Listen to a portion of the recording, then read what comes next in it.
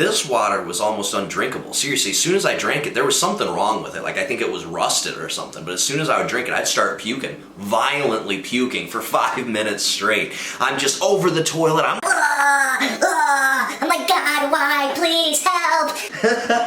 and God's like, dude, you did drugs again. Like, you gotta go through it. what's it like to detox in jail? Like, how bad is it really? Luckily for you guys, I've got some first-hand experience with detoxing in jail. In fact, I've detoxed in jail probably more times than I can count. At least, 10 different times. It freaking sucks. Detoxing in jail is awful. It's one of the worst experiences you'll ever have. So for those that don't know what withdrawal is like, picture the worst flu of your entire life. Multiply that by about 100, and you've got opiate withdrawal. You've got benzo withdrawal. You're sick. You're puking, you're shitting your brains out, you're just feeling awful, you get the cold sweats. Cold sweats are probably one of the worst things about detoxing. It's just awful because you're so cold, but then you're sweaty too, and it's just awful, and your sweat makes you colder, and it's terrible, terrible experience. And then on top of that, you've got all these terrible symptoms, right? Well, you're also stuck in jail on an incredibly uncomfortable little cot type thing. It's usually like a thin piece of plastic, and that's basically your mattress. You've got some old woolly blankets made by Bob Barker. Apparently, Bob Barker makes all the prison stuff. They make the Bob Barker soap, the Bob Barker blankets. He's just a prison industrial genius. Who would have known? Old Bob Barker. I believe he does Wheel of Fortune and prison stuff. So that's Bob Barker's side hustle besides Wheel of Fortune. You're in a super uncomfortable environment again. Super shitty mat, woolly, scratchy blanket. It doesn't get you warm, the cells are cold, you're cold because you're withdrawing, puking your brains out, you're shitting every 10 minutes on the toilet, and you're eating some garbage food. So the very first time I ever detoxed in jail. Now, I'd been to jail a couple times before this, but usually it was only for a couple hours because I'd find a way to bond myself out. Well, eventually things caught up to me, and I caught a felony charge. And on a felony charge in Ohio, when you're first picked up, you have to sit in jail until you see a judge to set your bond. You might get an OR bond, which is an own recognizance bond. Basically, that means you get to walk out for free. Or, like myself, you may get hit with a $50,000 bond, and that's a little hard to pay for. So the first time I actually had to detox in jail, terrible experience. I'd been living down in Florida at the time. Quick little side note, I moved to Florida because my grand idea was in Florida pills are easier to get and I'll fund my addiction that way and all my problems will be solved. Unfortunately, they were not. I had to come back to Ohio. I had to turn myself into jail. I turned myself into jail. I find out, oh, well, I don't have court for like 3 or 4 days. Like, it just kept dragging on. And in fact, I didn't know when my court date was going to be, so I'm just here in this limbo. I remember the first night I was there, I pretty much just slept. That was the one thing with my withdrawals I could usually do. Day 1, I could usually just sleep it away. Well, day 2 came around and I really couldn't sleep anymore. So I get up, I'm puking, I'm going to the bathroom every like 10 minutes to like take a shit. It was awful. I remember the one thing that kind of helped me through the withdrawals was that I just kept taking a lot of hot showers. That made me feel a little bit better, but as soon as I got out, I felt awful again. I was laying on my mat. Since I had just gotten into jail, I didn't have any commissary. I didn't have any food to eat, barely anything to drink. I'm drinking water out of the faucet. It's making me puke even more, and I'm just going through it. Day 3 comes around. Whew.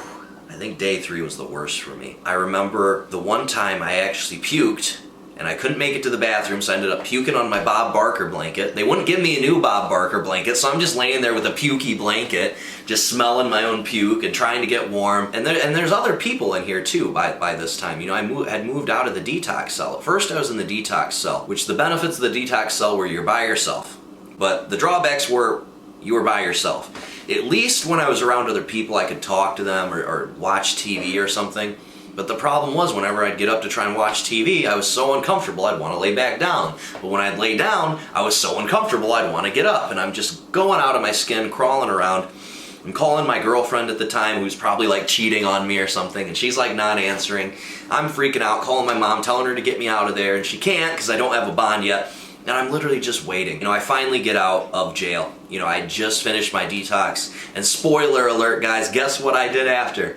I went and got high as soon as I could. So some of my other detoxes in jail, I'll tell you about my worst experience. So that one was definitely rough, right? This detox experience was the worst detox experience of my entire life. I had been on a couple-month binge, just doing copious amounts of heroin, like 3 grams a day, no joke. I was doing half-gram shots at a time. I was doing so much heroin at this time that it really wouldn't get me high anymore. The first shot of the day was the only shot I could do that I would feel high. After that, it was just to try and feel normal. And I was always chasing that feeling of just having a little bit of a buzz even. I'm doing like half-gram shots. It's barely working. It wasn't bad dope either. I just had been doing so much. I remember I even started mixing crack and heroin together, doing speedballs, just so I would feel something. My heart's going crazy. But anyways, I'd been doing so much dope. When I finally got picked up, you know, I'd been on the run for a couple months.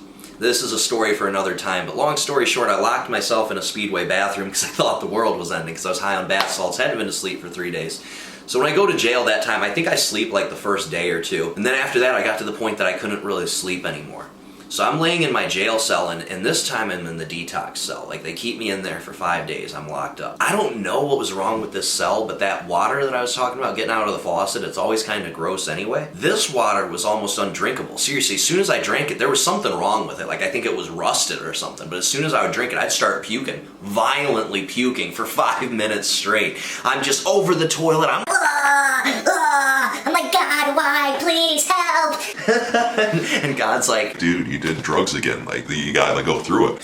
so I'm in here having a conversation with God, a real heart-to-heart talk, you know, saying, God, why are you putting me through this? Why are we doing this? Blah! And then I'm puking everywhere. I remember the worst part was a couple different times. This was the worst part of it all. You know, I told you, obviously you shit your pants when you're detoxing. You gotta shit all the time.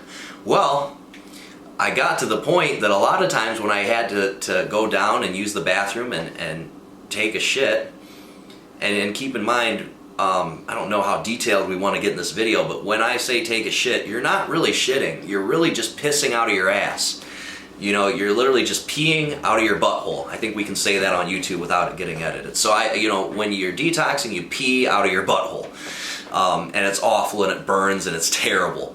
So one of the times that I was using the bathroom, I'm trying to pee out of my butt, and I gotta puke too at the same time. I'm like, oh God, what do I do? And I'm like trying to puke, like I'm gagging, I'm trying to poop at the same time, and I end up puking all over myself. Another time, I think I like might have, you know, shit on the floor a little bit because I was trying to puke and then I had to shit at the same time. It was awful. This was the worst detox in my entire life.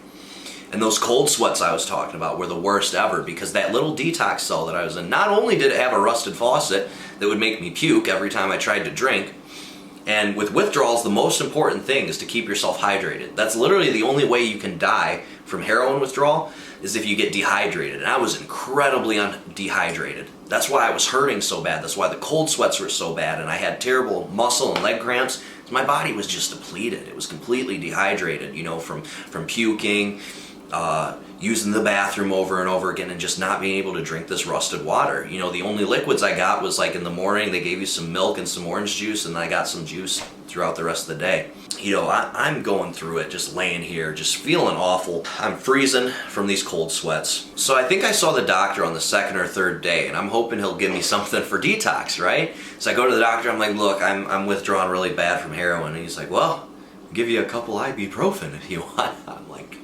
God, fuck my life. Like, oh, yeah, they didn't give me Gatorade or nothing. Like, I was like, can I get some Gatorade? Like, I'm dehydrated and dying. Like, nope, you got water in the faucet. I'm like, the faucet makes me puke. It makes it worse. God, no. What he did do was put me on what they call the brat diet. It actually made things worse. It did not help me at all because all they would give me all day long was toast and bananas. It was pretty much toast and bananas, and then like clear liquid. I think they gave me some kind of like disgusting like soup broth, and it just all was gross. I couldn't eat it even more, so I'm more dehydrated, I'm more depleted, I'm just going through it. Finally, I get to day 5, I'm starting to feel better. I convince the guards to move me out of the detox cell into general population, because there at least I can try and barter for some commissary, and I can try and eat some decent food. I can get some like ramen noodles, I can get some decent water or trade people for juices and stuff. So I do that. I'll never forget this. You know, this video's been a little bit lighthearted and just raw, but I'll never forget this. As I'm walking into the general population block after detoxing my brains out, worst detox of my entire life, I walk into the cell and there was this song, I think it was by Sam Smith or something. It's called Say Something, I'm Giving Up on You. And I remember hearing the song and it says, say something, I'm giving up on you.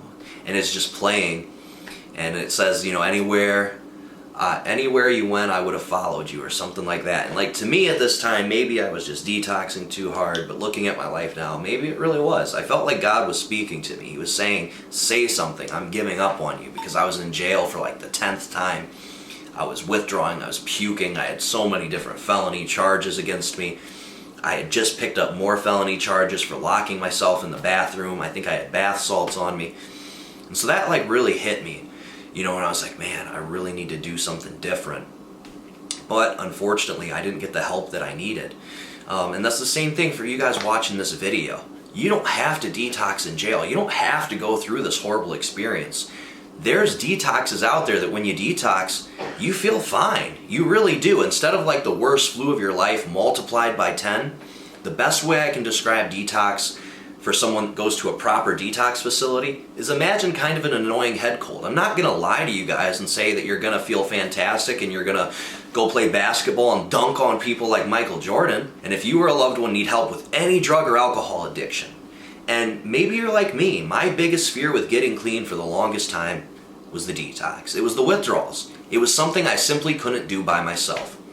When I would try and withdraw on the streets by myself, I would make it to day 2 or 3 and I would start going crazy because of the cold sweats, the puking, the shitting, the anxiety, the panic attacks, not being able to sleep. I would literally feel like I was going insane. So I would break down and I would go and use. And that doesn't make you a weak-minded person if you can't make it through detox on your own. It makes you human. About 99% of us, we cannot detox on our own on the streets. I'm a very strong-willed person. My sophomore year at track, I won a state title in track. Day before I'm set to run the biggest race of my entire life, I find out I have mono. For those of you that don't know, mono is a horrible thing that makes you super tired. You're not even supposed to like really get up out of bed because your like appendix or something can rupture, or your liver or spleen. I don't really remember what it was, but you can literally like rupture internal organs. And I decided I was going to push through it and I was going to run this race anyway with mono. And I still ended up winning. So, I've been able to will myself out of a lot of situations, but heroin withdrawal was simply one that I couldn't. Some kinds of drugs, you have to be careful. Some drugs, heroin withdrawal, you'll feel like you're dying, but unless you just don't drink any liquids, you'll live. You'll feel like you want to die, but you'll live. There's some drugs, though, like benzos, and especially alcohol, and the alcohol, I think, is the most tricky one. You will die if you don't detox properly off of heroin or benzos. And that's another reason why it's so important, especially, a lot of people say, oh, I'm just an alcoholic, I'll be okay. Ladies and gentlemen, that's one of the most dangerous addictions to deal with and to try and detox from. If you're drinking every day or even every other day, you're at a very high risk of dying from these withdrawals, going into DTs and going through all these horrible things that I went through that you guys don't have to go through. Thank you guys for watching the video. If you'd like a chance to win one of these awesome recovery t-shirts like this one right here, or the one I'm wearing here, it says Choke Your Local Heroin Dealer. We also have Straight Out of Addiction, Dear America Fight for Recovery, and many others if you're looking for a more family-friendly option. All you have to do to be entered for a chance to win a t-shirt is to like this video, subscribe to the channel, and comment your experience with addiction down below. Or, if you don't feel comfortable doing that, just comment what you thought of the video. I would appreciate it a lot. It helps me to grow the channel. It helps to get the word out there that we can talk about important issues like addiction. So again, please like the video, subscribe to the channel, and leave a comment down below. You'll be entered for a chance to win this shirt. And if you want to help support what Shanda and I do, there's a link in the description if you want to buy a t-shirt. Totally optional. I love you guys so much. We'll see you soon.